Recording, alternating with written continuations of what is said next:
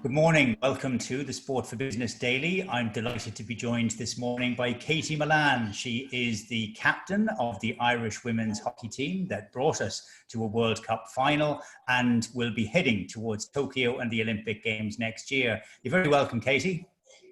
Thank you very much. It's lovely talking to you this morning. Now, one of the main reasons why you're always worth a chat with is the way that you have led the team, but also led that charge towards promoting sport as an activity which all girls can play.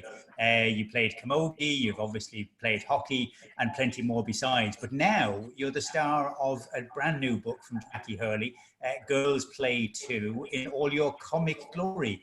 How did that feel to be one of the 25 sporting stars that's featured in the book?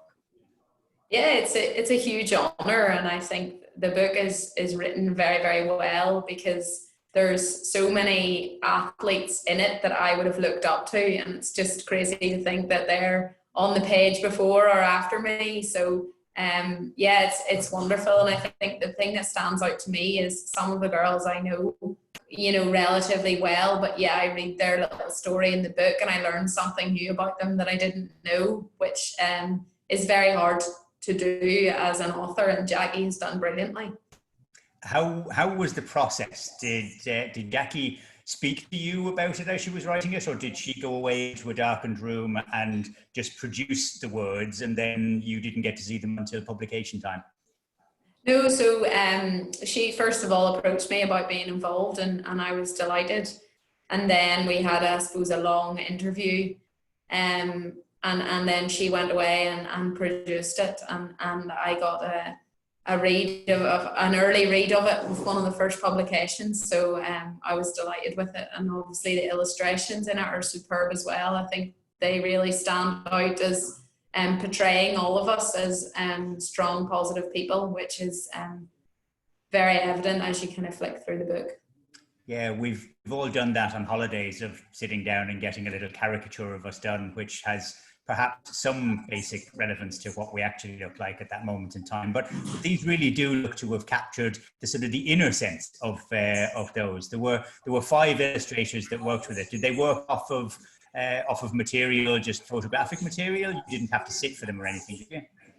No. I think they spent some time looking through different action shots and find those that kind of look most powerful and kind of represent us athletes, and went from that. So yeah, that was again a nice surprise to see. For the first time I seen that was when I looked at the book. So yeah, I was delighted with them.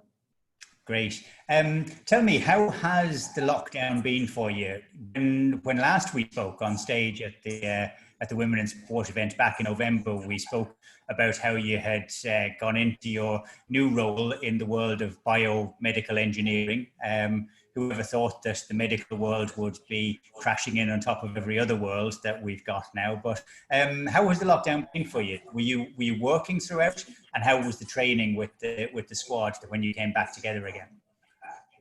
Yeah, so I actually increased my workload to full time as soon as we went into lockdown, because prior to that I had been working part-time, training part-time, but then when the Olympics was postponed, it was an opportunity for me to work some more. So I kind of dove head first into my job in biomedical engineering with Axial 3D. And as you say, for the medical world, it was a very busy time. We were working on all sorts of different COVID-related projects. So it was very exciting, and there was a lot happening in the office. So it was a welcome distraction for me with the games being postponed and kind of the lull that left us all feeling. So yeah, work has been incredibly supportive and huge benefit to me recently. And as I say, it was quite fulfilling in terms of printing PPE equipment and different valves and just different things for the hospitals. We were getting phone calls from doctors and surgeons almost every day asking us to take our hand to something completely new, because maybe orders that were supposed to come in from China or further afield weren't happening anymore. So we were kind of trying to produce the same things as quickly as possible. So yeah, it was very, very exciting.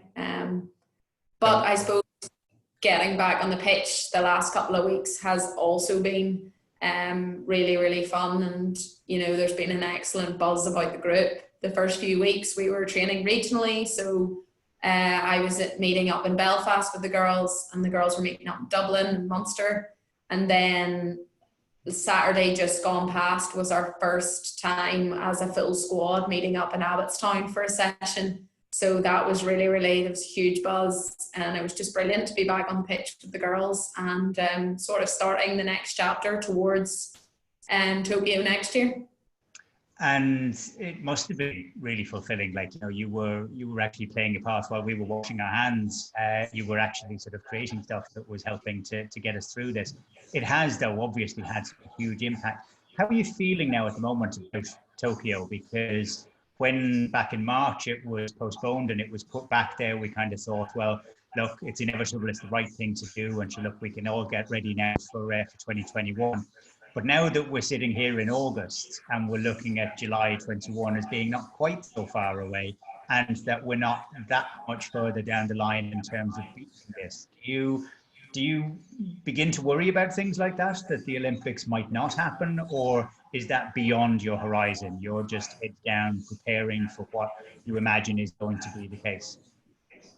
Yeah, well, I suppose the postponement didn't really hit home until a couple of weeks ago, when, you know, it was the day that was supposed to be the opening ceremony, or the day that was supposed to be our first game, and that was a really tough week. But now, you know, we very much understand that probably the athletes who don't dwell on it and see the next 12 months as an opportunity are going to be the athletes that are successful at the games next year. And that's the attitude we're taking.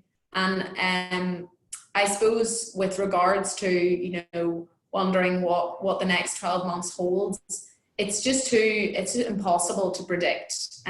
Things are changing all the time. So we just take it week by week. You know, we know in that week what our training schedule looks like, where we have to be, and what gains we have, and then we'll worry about it comes. So I think that's the best way for us to not be let down, or not plan too far in advance and then things change. But, you know, 12 months is quite a long time, and I think a lot will change between now and then. And Japan are pretty organised and pretty on the ball about making sure that they'll do everything possible for the games to go ahead. So we just have to trust in that.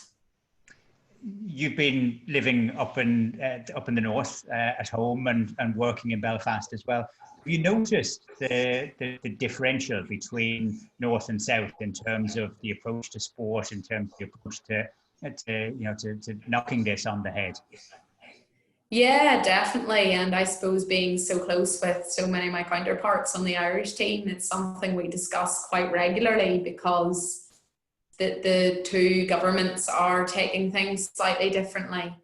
I suppose a big thing for us that we're quite lucky is that hockey in Northern Ireland and hockey, you know, in the south, it's all one. It's an all island sport. Therefore, Hockey Ireland set out the guidelines and the protocols to be followed by every club and every player across the country. So that really helps us and doesn't leave too many grey areas when it comes to hockey. But obviously, with our day-to-day lives, the restrictions are slightly different. And what that means come, you know, September, October time, when we're looking to train more full-time together, I don't know. But I think we just follow Hockey Ireland's protocols, and that they are considering, I suppose, what's going on up north as well as what's going on in the Republic. Well, it's been great chatting to you. Really looking forward to the book. It's on sale in Lidl stores at the moment now, retailing at $12.99. Great value. Really excited to see the first copies of that. Tell me, which other characters in the book did you actually enjoy reading about? Who should we be zeroing in on amongst the 25? Well, I suppose Katie Taylor's you know, she's always been someone that I've looked up to as a successful Irish sportswoman. So she would be one I would encourage people to read. And also Ciara McGeehan and Sarah Rowe, who are also little ambassadors with me, and I know them, I've met them a couple of times, so it's nice to kind of read their story too, and as I say, learn something that you maybe didn't know. But I think the biggest thing is to encourage, you know, dads and young boys also to read this book. It's not just something for girls to read, because you know, there is such an incredible number of successful sportswomen across Ireland, and we need to hear all of their stories and learn as much as we can about them. Well, congratulations on everything that you've achieved so far, and the very best of luck in the year ahead. It could end in Olympic glory. We will definitely be cheering you on every single step of the way. So, Katie Mullan, thanks a million for taking the time to be with us this morning. Thank you very much, Rob.